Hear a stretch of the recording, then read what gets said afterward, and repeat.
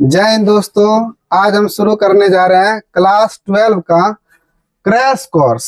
ठीक है, क्लास 12 का शुरू करने जा रहे हैं क्रैश कोर्स, जो कि आगामी 2026 के इंटर बोर्ड एग्जाम के लिए बहुत ही महत्वपूर्ण रोल प्ले करेगा। ठीक है ना। इस क्रैश कोर्स में जितना भी हम क्वेश्चन कराएंगे एंड वो अधिकांशतः क्वेश्चन आपके 2026 के इंटर बोर्ड एग्जाम में निश्चित रूप से आएगा। ठीक है ना। सबसे पहले हम आज स्टार्ट करने जा रहे हैं फिजिक्स को। ठीक है ना। फिजिक्स स्टार्ट होने के बाद जब फिजिक्स खत्म कर देंगे उसके बाद हम स्टार्ट करेंगे बायोलॉजी, उसके बाद स्टार्ट करेंगे केमिस्ट्री।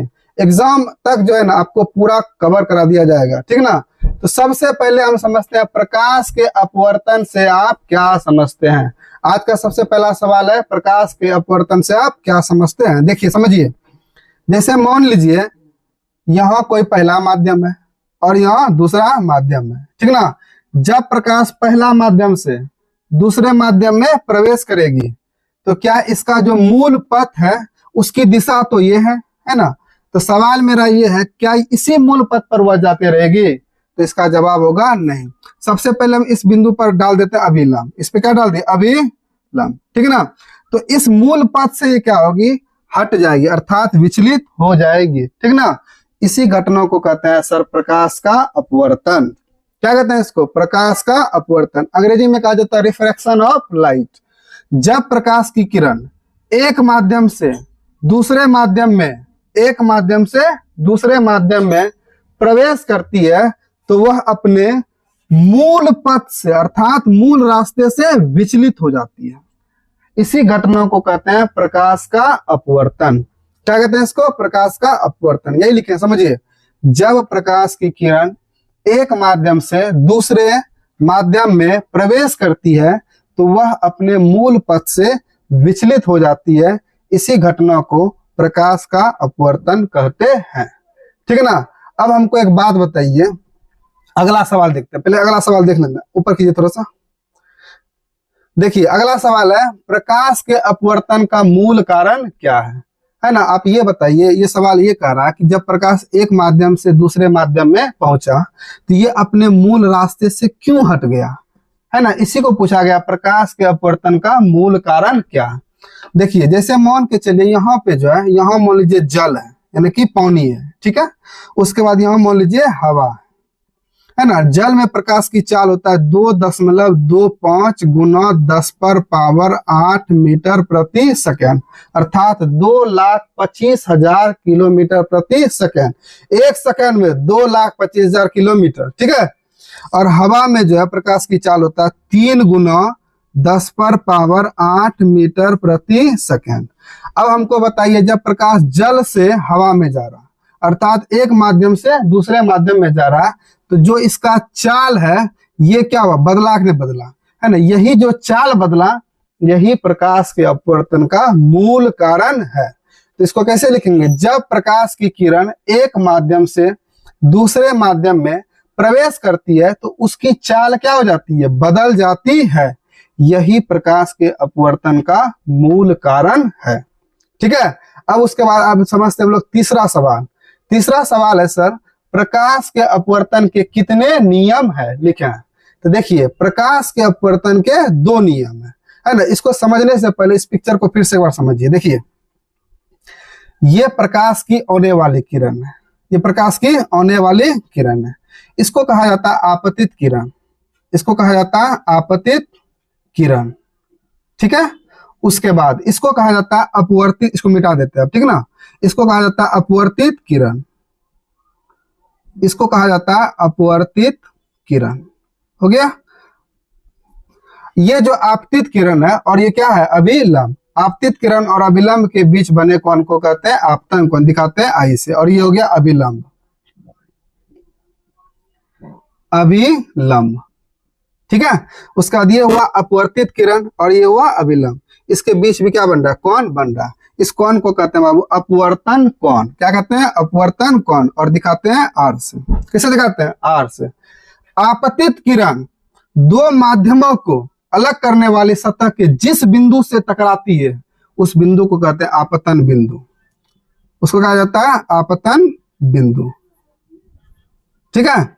अब समझिए पहला जो नियम है, पहला नियम कहता है आपतित किरण, बोलिए एक बार मेरे साथ, आपतित किरण, ठीक है।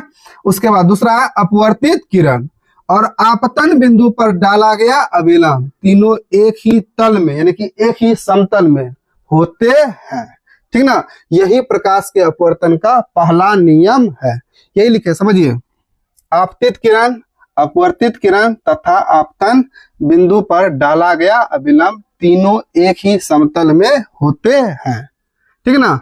ये प्रकाश के अपवर्तन का पहला नियम है। अब हम समझते हैं दूसरा नियम।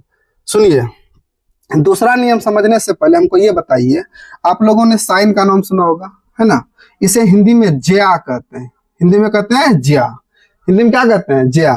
अगर हम बात करते हैं आपतन कोण का, तो आप बोलिएगा सर आपतन कोण को दिखाते हैं आई से, ये क्या हुआ, आपतन कोण, ठीक है। आपतन कोण की ज्या अर्थात साइन, ठीक है ना। उसके बाद अपवर्तन कोण दिखाते किससे, आर से, तो यहां लिख दिए आर। अपवर्तन कोण की ज्या अर्थात साइन आर, है ना। का अनुपात, अनुपात मतलब बटा, एक नियतांक होता, एक नियतांक होता है, ठीक है, जिसे कांस्टेंट कहा जाता है, ठीक ना। ये नियतांक जो होता है ये कहलाता है बाबू अपवर्तनांक, ये कहलाता है अपवर्तनांक, अंग्रेजी में कहते हैं रिफ्लेक्टिव इंडेक्स, है ना। इसे ही स्नेल का नियम भी कहा जाता है।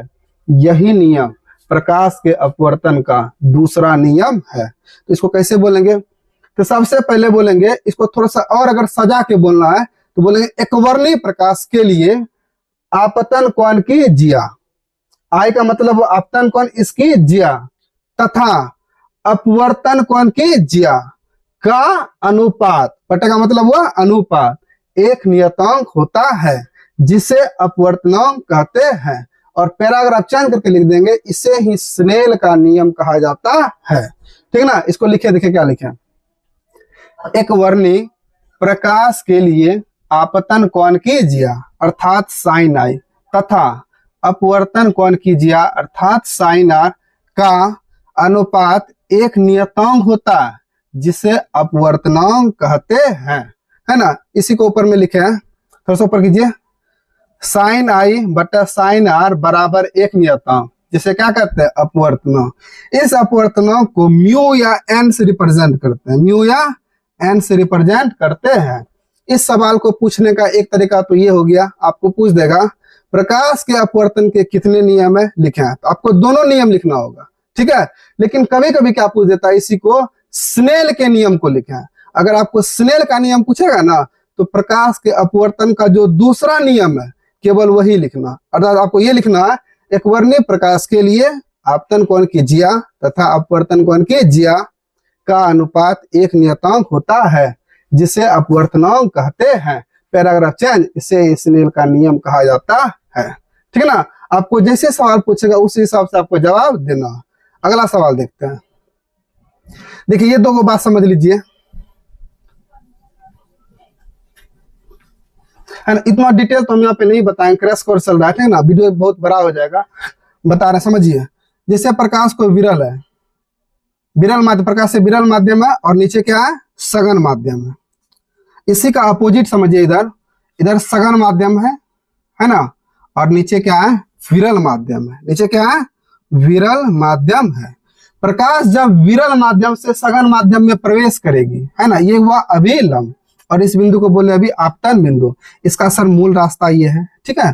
तो जब प्रकाश विरल से सघन में प्रवेश करेगी तो यह अभिलंब की ओर मुड़ जाएगी। तो ये कौन सा कोण हुआ, आपतन कोण दिखाते हैं आई से, और ये हो जाएगा अपवर्तन कोण दिखाते हैं आर से। इस कंडीशन में sir I is greater than R, मतलब आई जो है बड़ा हो जाएगा किससे, आर से, ठीक है ना। लेकिन इसी का अपोजिट जब हम ये देखेंगे कि प्रकाश अगर सघन माध्यम से, है ना, सघन माध्यम से किसमें प्रवेश कर रही हो, विरल माध्यम में प्रवेश करती है, तो इसका मूल रास्ता तो ये है ना। लेकिन ये अपने मूल रास्ते से क्या होगा, दूर चला जाएगा, अर्थात अभिलंब से दूर चला जाएगा। यहाँ पे अपवर्तन कोण ये आर हुआ और ये आपतन कोण हुआ आई।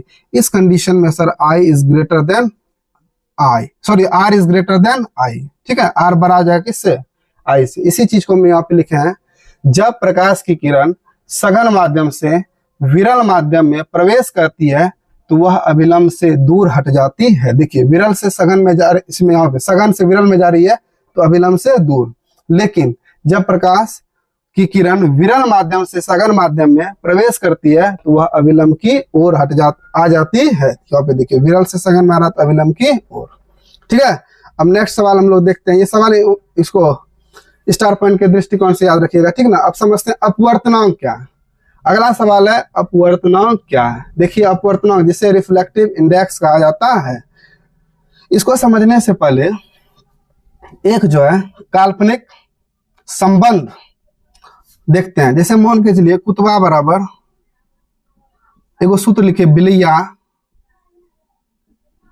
बटे मुसबा, बिलैया बटे मुसबा।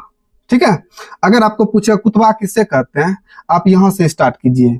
बिलैया और मुसबा, अब बटे को पढ़ेंगे बाबू अनुपात, बिलैया और मुसबा के अनुपात को कुतबा कहते हैं। ठीक है, अब इसका फायदा देखिए। अगर मान के चलिए पूछेगा आपको आवर्धन, तो केवल आपको सूत्र याद रखना। आपको क्या याद रखना? सूत्र होता है प्रतिबिंब की ऊंचाई, प्रतिबिंब की ऊंचाई। ठीक है, अब बटा वस्तु की ऊंचाई, बटा वस्तु की ऊंचाई। अब बताइए आवर्धन किसे कहते हैं? हम स्टार्ट कहां से किए थे सर? बिलैया और मुसबा। उसी तरह से प्रतिबिंब की ऊंचाई और वस्तु की ऊंचाई के अनुपात को आवर्धन कहते हैं। ठीक है, अब सिमिलरली इसी सवाल को देखिए अपवर्तनांक क्या है, ऊपर थोड़ा सा।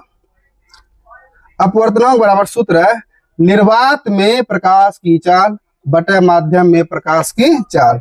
अगर इसी क्राइटेरिया से इसको देखिएगा, जैसे बिलैया और मुसबा, बोले निर्वात में प्रकाश की चाल और माध्यम में प्रकाश की चाल के अनुपात को उस माध्यम का अपवर्तनांक कहते हैं। ठीक ना, इसे रिप्रेजेंट करते हैं म्यू या एन से। किसे रिप्रेजेंट करते हैं? म्यू या एन से। एक बार फिर से समझिए, निर्वात में प्रकाश की चाल तथा उस माध्यम में प्रकाश की चाल के अनुपात को उस माध्यम का अपवर्तनांक कहते हैं।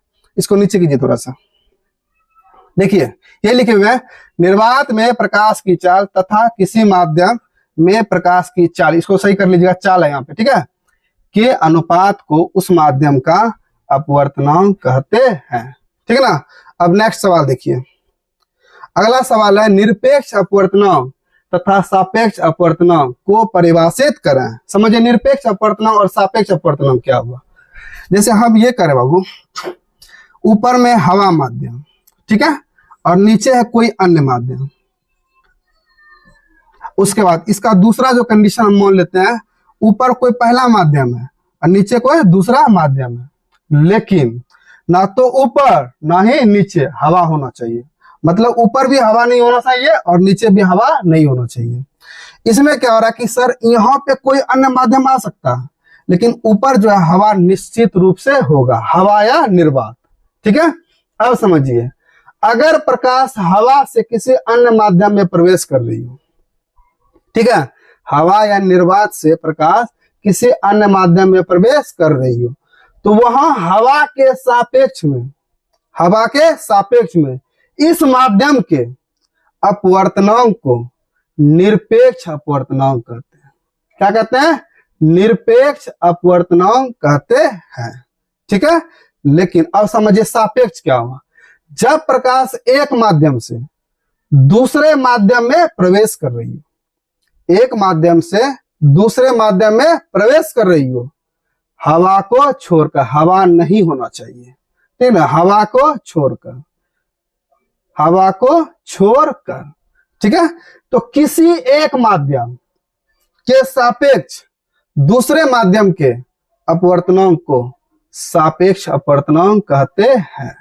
ठीक है, यहां हम बताए हवा एक निश्चित रूप से माध्यम के रूप में होना चाहिए, जबकि यहां बताया हवा जो है किसी शर्त पे नहीं होना चाहिए। तो यही लिखे निरपेक्ष अपवर्तनांक में, जब प्रकाश की किरण हवा या निर्वात से किसी अन्य माध्यम में, हवा या निर्वात से किसी अन्य माध्यम में प्रवेश करती है, तो हवा के सापेक्ष में उस माध्यम के अपवर्तनांक को निरपेक्ष अपवर्तनांक कहते हैं। ठीक है, अब समझिए सापेक्ष अपवर्तनांक, ऊपर कीजिए थोड़ा सा, एक मिनट। जब प्रकाश की किरण एक माध्यम से दूसरे माध्यम में प्रवेश करती है, या आप इसको ब्रैकेट में लिख दीजिएगा, हवा को छोड़कर। इसको ब्रैकेट में लिखना ही जरूरी कंपलसरी है, ठीक ना। तो हवा को छोड़कर, तो किसी एक माध्यम के सापेक्ष दूसरे माध्यम के अपवर्तनांक को सापेक्ष अपवर्तनांक कहते हैं, ठीक है। अब जो नेक्स्ट सवाल देखिए, और ऊपर कीजिए थोड़ा सा। अगला सवाल है, सर किसी माध्यम का अपवर्तनांक किन किन बातों पर निर्भर करता है। किसी माध्यम का अपवर्तनांक जो है निम्नलिखित बातों पर निर्भर करता है। सबसे पहला माध्यम की प्रकृति पर, दूसरा है माध्यम के ताप पर, तीसरा है आपतित प्रकाश के रंग पर, ठीक है। 5 क्वेश्चन जो है कंप्लीट हो चुका है।